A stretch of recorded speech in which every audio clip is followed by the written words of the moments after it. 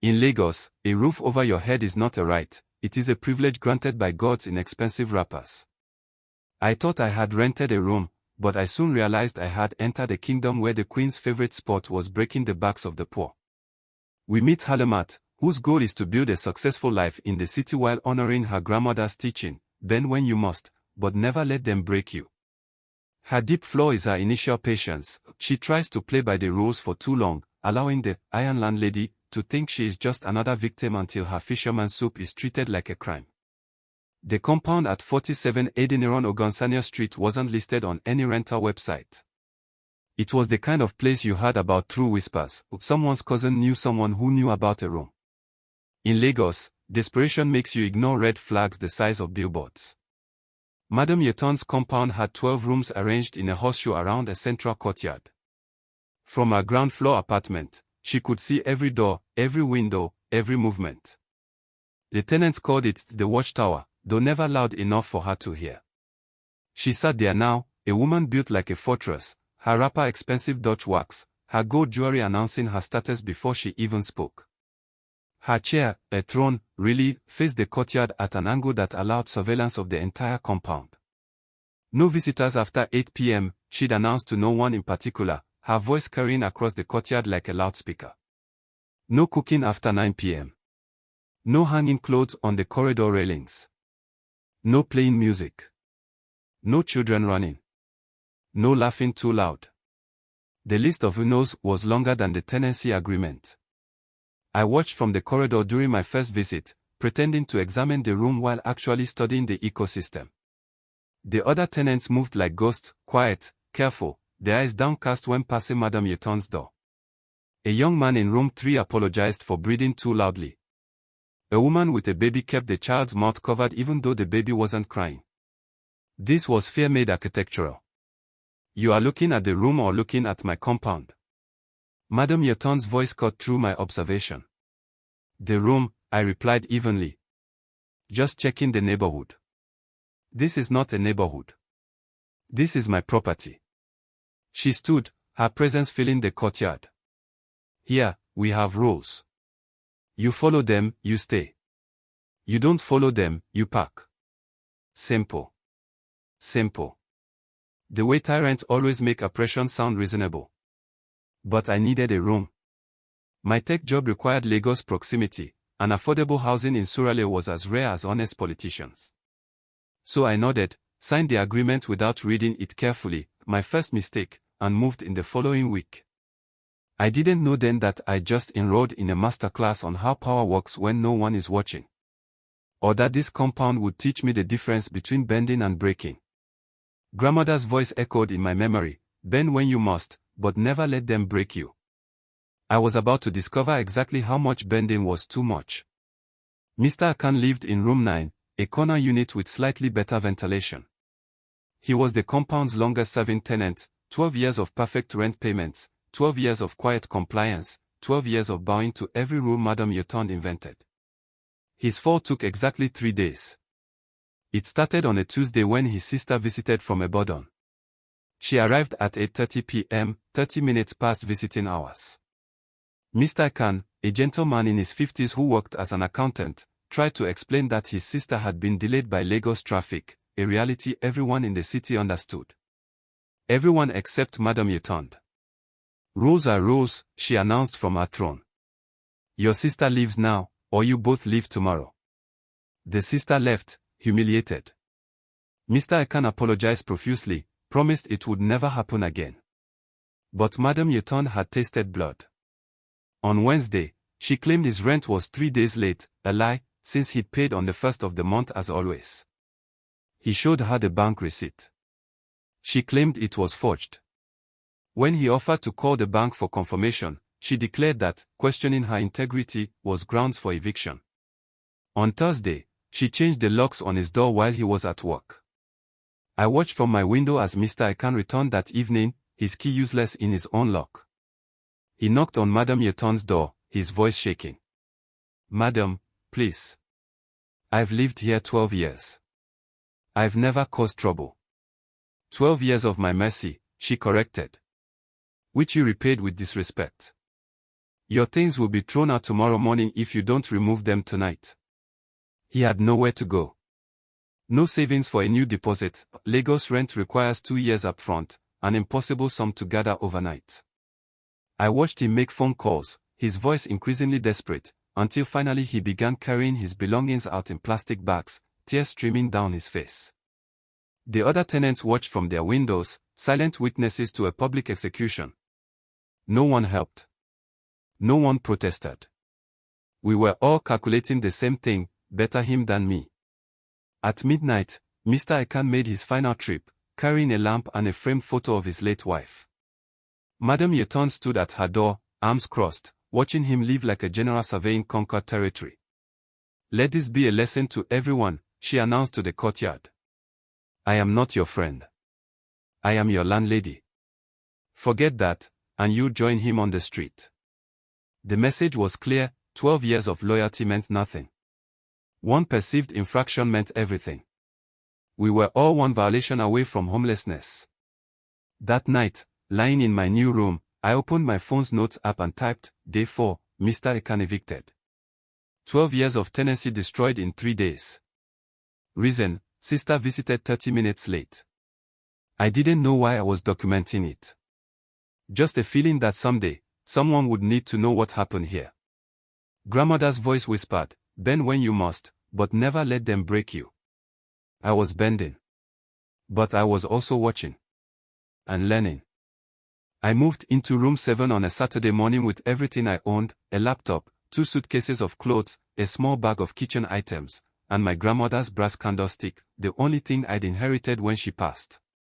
The candlestick was worthless monetarily but priceless emotionally. It represented resilience. The room was small, barely large enough for a bed, a desk, and a narrow pathway between them. The walls were painted institutional green, the kind of color that suggested hope had been discussed but never implemented. A single window overlooked the courtyard, offering a direct view of Madame Yeton's watchtower. No nails in the walls, Madame Yeton announced, appearing at my door without knocking. No drilling. No painting. No modifications of any kind. I just need to hang a small shelf for my books, I said. Did I stutter? No drilling. She examined my belongings with the scrutiny of a customs officer. And what is this? She pointed at my laptop.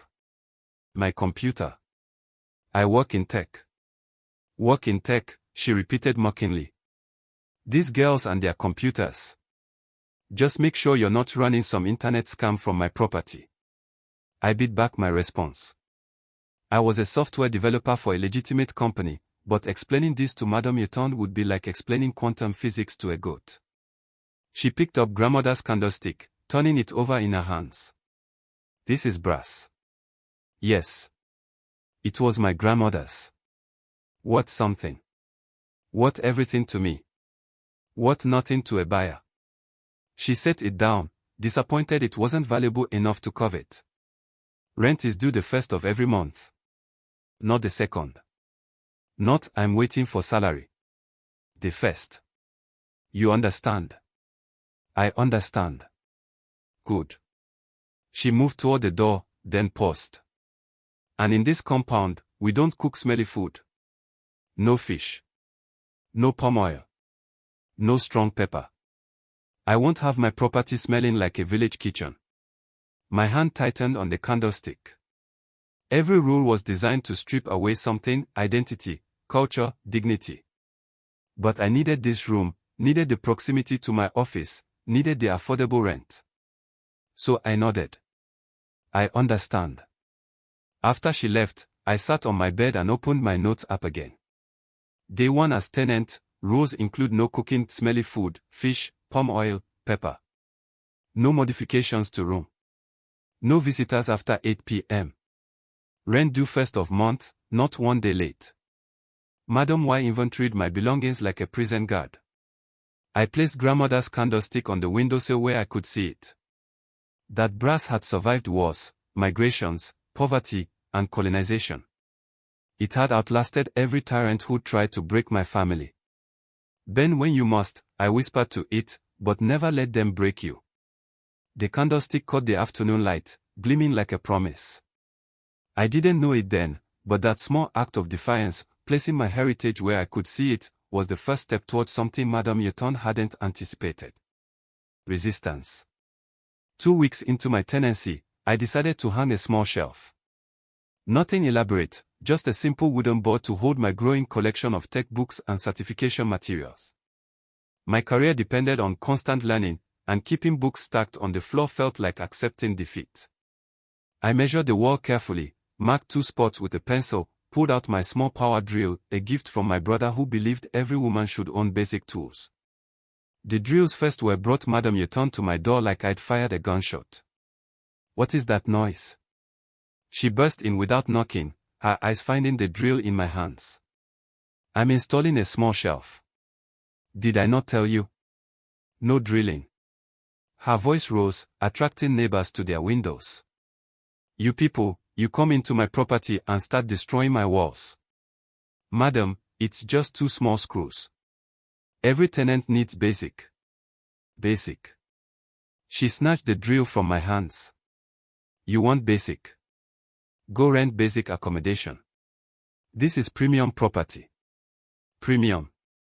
You think I spent millions building this place so you can drill holes everywhere?" I looked at the peeling paint, the cracked ceiling, the window that didn't close properly. Premium was not the word I would have used. "I'll pay for any repairs needed," I said carefully. "You'll pay. You'll pay." She laughed, a sound like metal scraping concrete. "You think this is about money? This is about respect.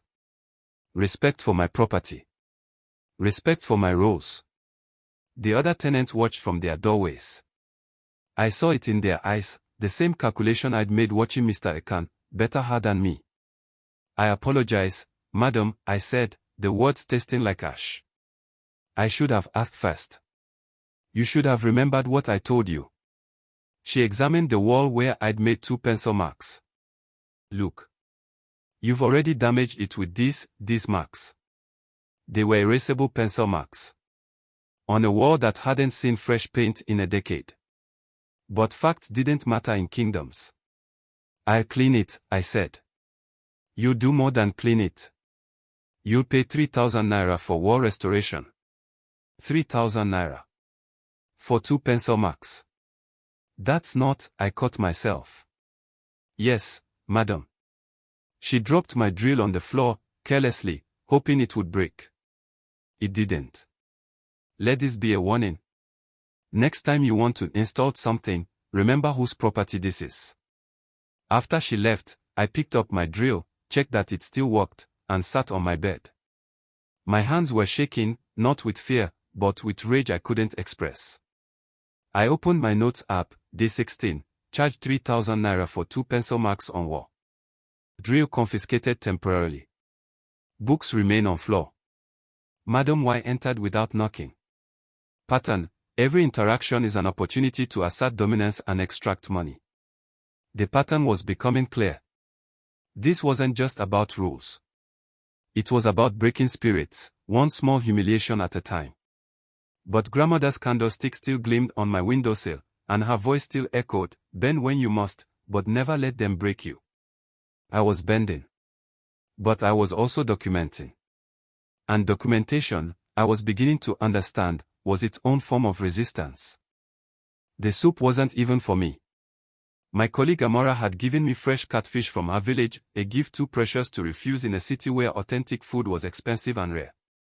I'd planned to make a simple fisherman soup, something to remind me of home, of grandmother's kitchen, of weekends when food was love made edible. I waited until 6:30 p.m., well within the allowed cooking time.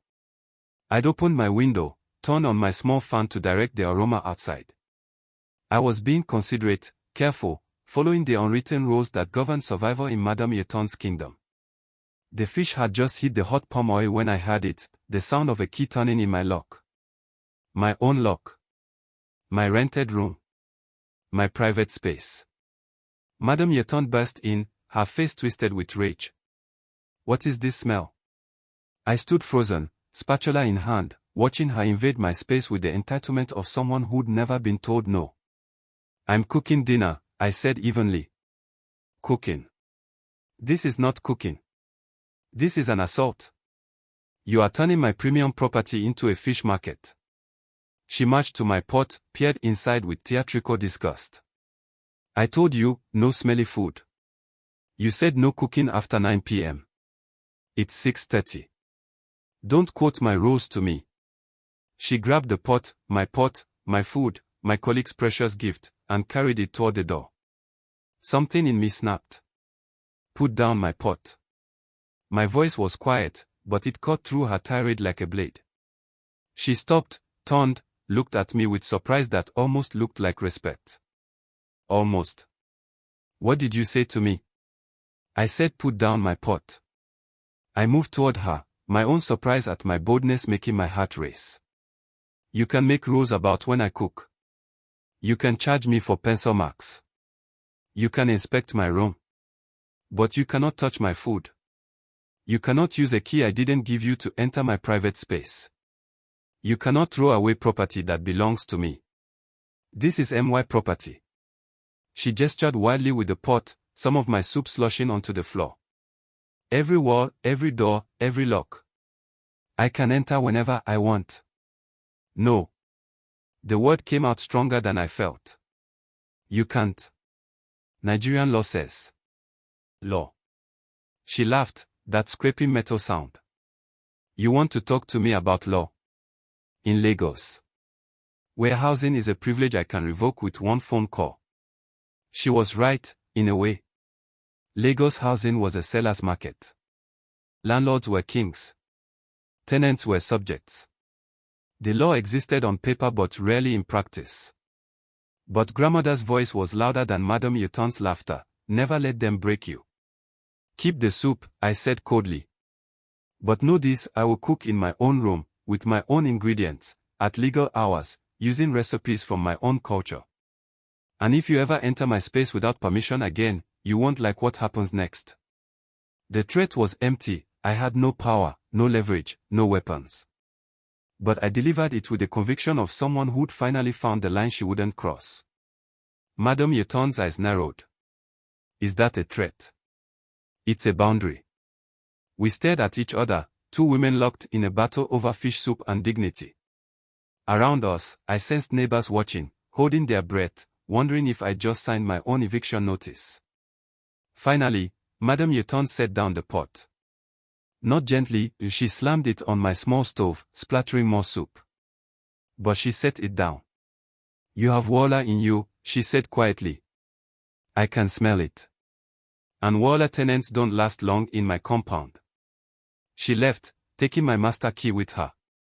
I heard her door slam. I stood in my room, shaking now that the adrenaline was fading. I just challenged the queen in her own kingdom. The consequences would come. But I'd also just discovered something important. I had limits.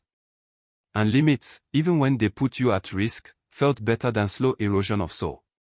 If you've ever had to choose between safety and self-respect, you know that moment, when fear becomes less important than refusing to disappear piece by piece. That night, I stopped bending. And the war truly began. The compound meeting was called with 12 hours notice, a piece of paper taped to each door announcing mandatory gathering. 6 p.m. Sunday. No excuses. We assembled in the courtyard like defendants awaiting sentencing. All 12 tenants, standing in a semicircle around Madame Yuton's throne. She dressed for the occasion in her finest wrapper, her gold jewelry catching the evening light like weapons. I have been too lenient, she began, her voice carrying the tone of a general addressing failed troops. Too kind. Too patient with you people. And what do I get? Disrespect. Destruction of my property. Voila. Her eyes found mine on the word voila. Message received. So I have made a decision. She pulled out a document, waved it like a verdict. Rent is increasing. Effective next month. A collective intake of breath. Rent increases were expected in Lagos, inflation, maintenance, market rates. We'd been prepared for maybe 10–15%. Rooms that were 600,000 naira per year are now 1.1 million. The number landed like a bomb. 83% increase. In a single announcement. With 1 month's notice. That's.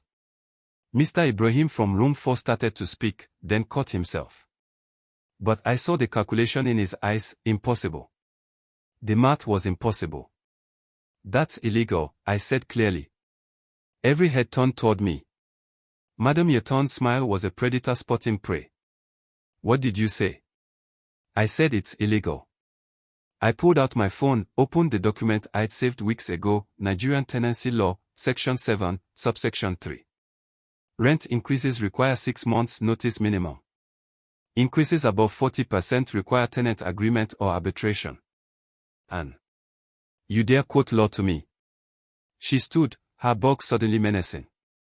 In MY compound. It's not your compound when it comes to tenant rights. It's governed by Nigerian law. I held up my phone, showing the screen to other tenants. We have rights. Legal rights. Rights. She laughed. You think you have rights? In Lagos, where 10 people are waiting for each of your rooms. She pointed at the gate. You don't like my prices, there's the exit. I have new tenants by morning. She was probably right. Lagos housing scarcity made tenants disposable. But something had shifted in the courtyard. Other tenants were looking at my phone screen. Mr. Ibrahim was taking photos of the document. The woman from room 3 was nodding slowly. You can leave if you want, I said calmly. But you cannot legally enforce this increase. If you try to evict anyone who refuses to pay, you'll be in violation of the Tenancy Protection Act. And violations carry penalties. Penalties. Her voice dropped dangerously low. You want to see penalties? You want to see what happens to troublemakers in my compound? I want to see you follow the law, I replied. Same law that protects your property rights also protects tenant rights. Can't have one without the other. The silence that followed was electric. This wasn't just about rent anymore. This was about every humiliation, every arbitrary rule, every degrading search, every invasion of privacy. This was about Mr. Akan's tears and my confiscated drill and fish soup treated like contraband. Meeting dismissed, Madam Yeton said coldly. Except you, room 7. You stay. The others scattered like birds, leaving me alone in the courtyard with a woman whose kingdom I just challenged in front of her subjects. You have made a terrible mistake, she said quietly. Maybe, I agreed. But it's my mistake to make. We'll see how brave you feel when your belongings are on the street. We'll see how confident you feel when this goes to court. I just declared war. And worse, I was about to learn, get ugly before they get better. They came at dawn, 5 men in mismatched clothes and casual violence, led by Madam Yeton's nephew, a thick-necked man everyone called Bruno.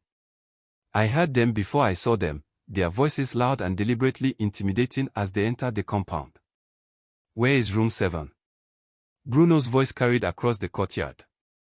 The troublemaker who thinks she's a lawyer.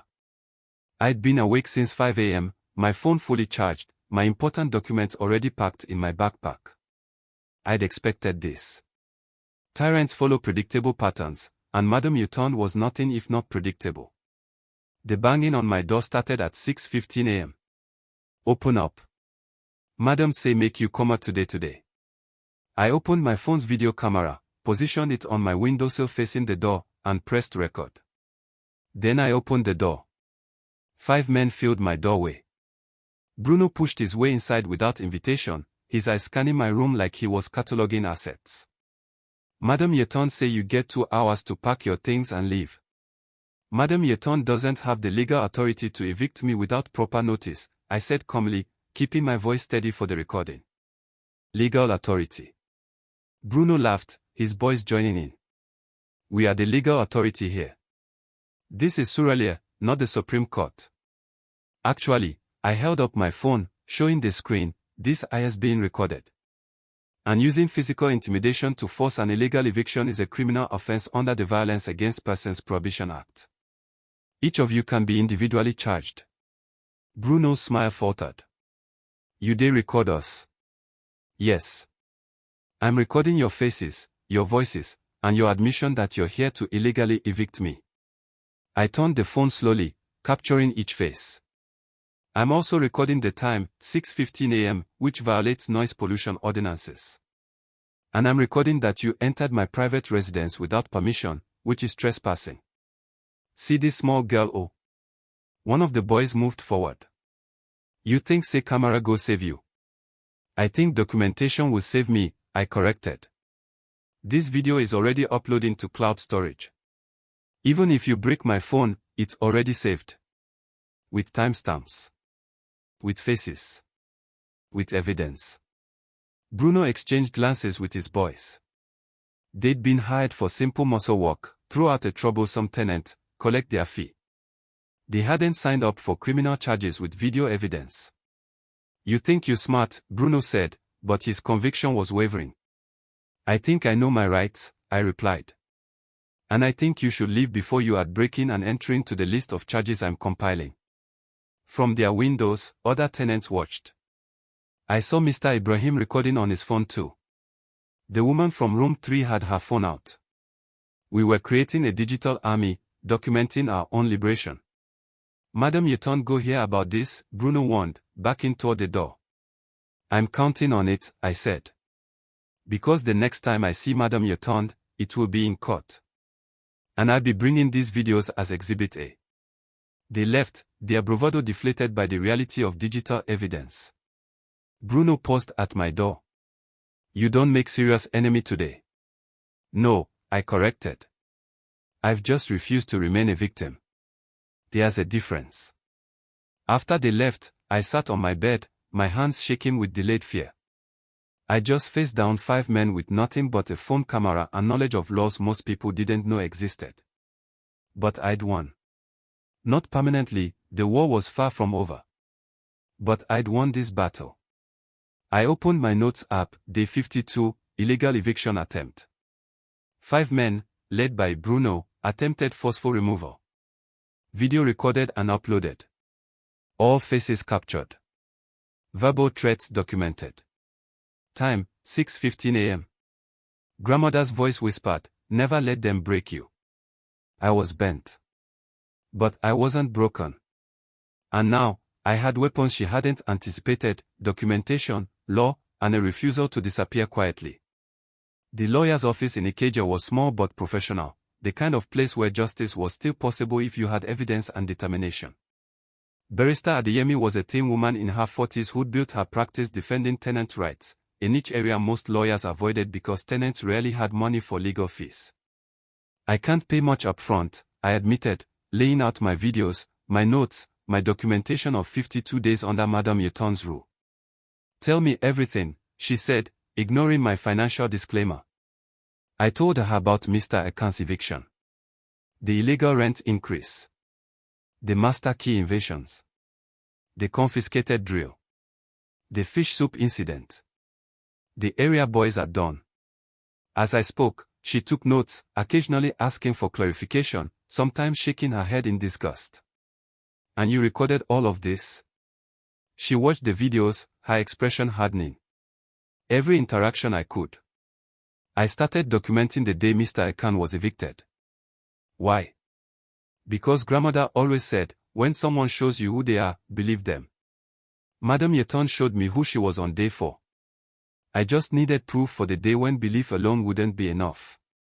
Barrister Adeyemi smiled, the first genuine warmth I'd seen since entering her office. Your grandmother was wise. She pulled out a legal pad. Here's what we're going to do. We are filing a civil suit against Madam Yeton Oladipo for illegal eviction attempt, unlawful entry, intimidation, violation of tenant rights, and breach of tenancy agreement. How much are we suing for? She looked at me carefully. How much justice do you want? I thought about Mr. Ekan's tears. The woman in room 3 who couldn't afford to fight back. The 12 years of tenantshood suffered silently because they didn't know they had options. Enough that she never does this to anyone else, I said. Barrister Adeyemi wrote a number on her pad, turned it toward me. 100 million naira. 100 million naira. My eyes widened. We won't get that much, she explained. But we aim high to establish the seriousness of the violations. The court will award based on actual damages, emotional distress, and punitive measures. My estimate. We'll get between 10 and 20 million if we win. And if we lose, we won't lose. You have documentation that most lawyers dream of. Video evidence, written records, witnesses. She leaned forward. Halimat, landlords like Madame Yeton operate in darkness.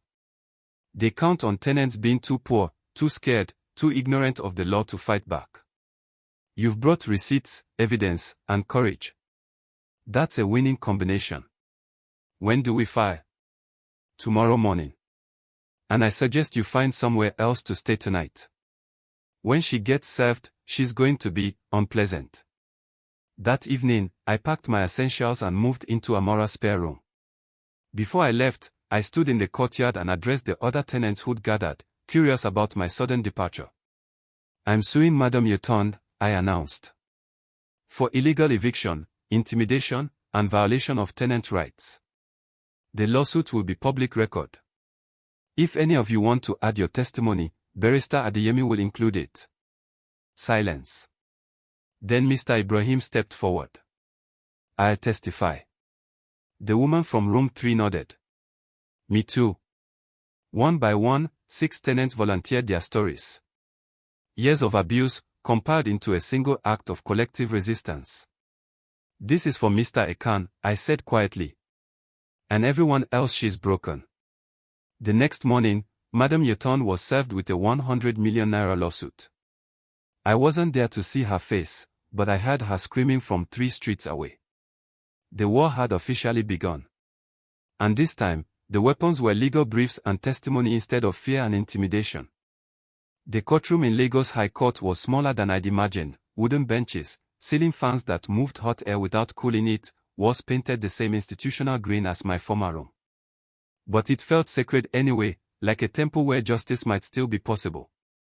Madame Yeton arrived dressed like she was attending a society wedding, full lace, elaborate girly, gold jewelry announcing her importance.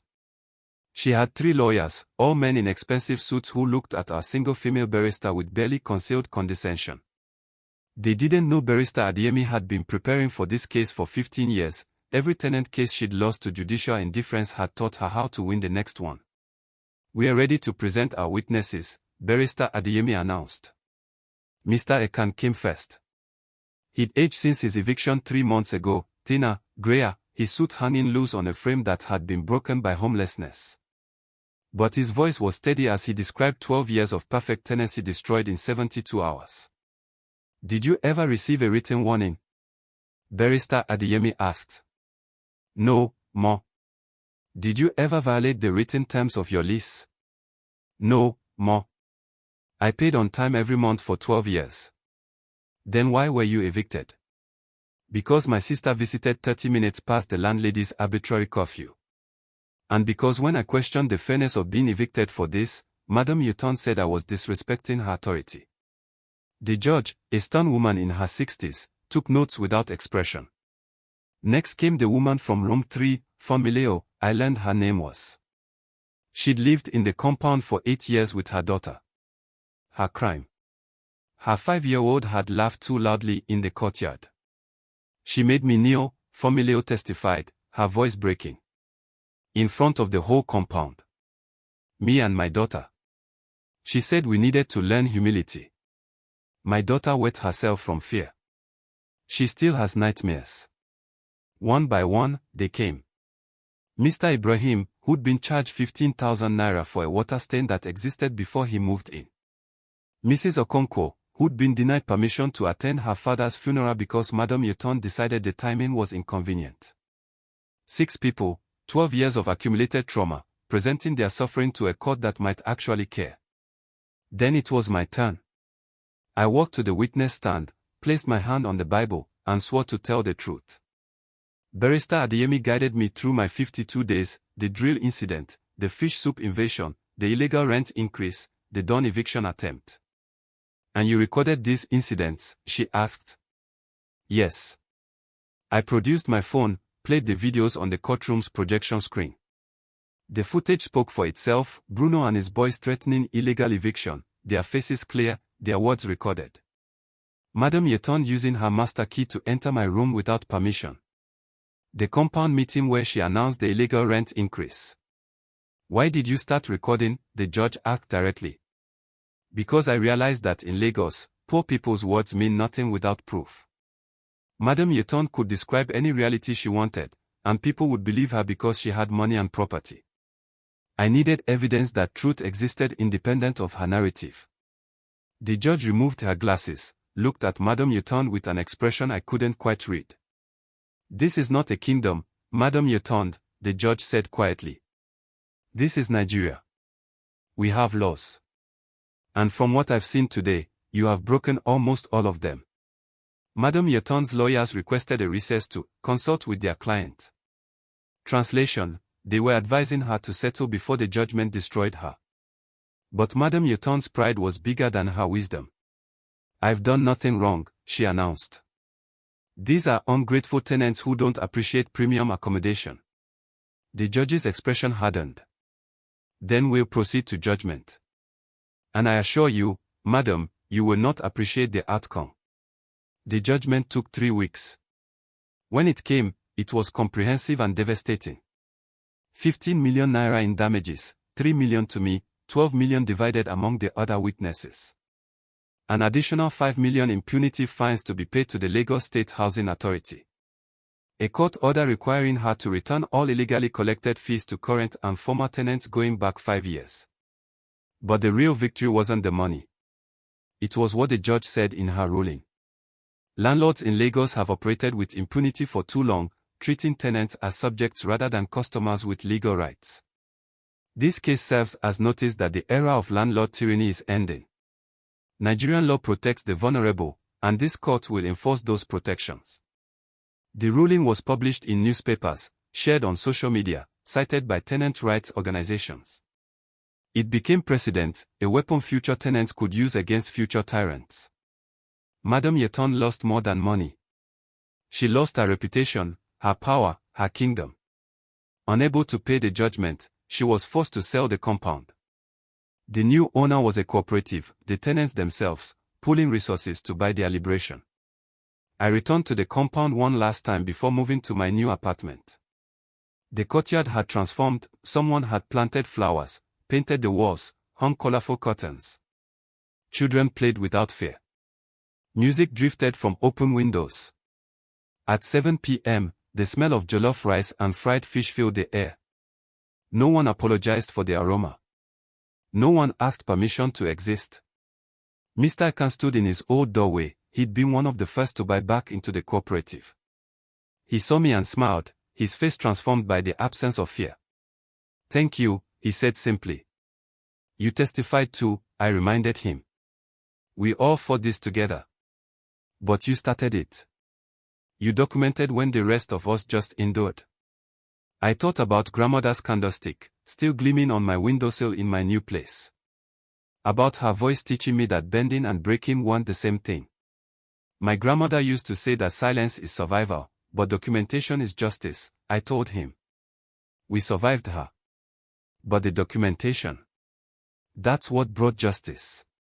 As I walked out of the compound for the last time, I passed the spot where Madam Yeton's throne had sat. Someone had planted a small tree there, a symbol of new growth, new seasons, new possibilities. In Lagos, a roof over your head is still a privilege. But now, at least at 47 Adeniran Ogonsanyo Street, it's a privilege protected by law, not granted by tyrants. The iron fist had finally opened. And what it released wasn't submission, it was the fierce, unstoppable power of people who'd learned they were never powerless at all. They just needed someone to show them where the light switch was. I found it in a notes app and a phone camera. Others would find it in different ways. But the lesson remained, documentation is dignity. Evidence is empowerment. And sometimes, the bravest thing you can do is simply refuse to let your suffering remain invisible. The compound behind me echoed with laughter and jollof rice and freedom. Ahead of me, the Lagos street spread out like possibility. I'd bent. But I'd never broken.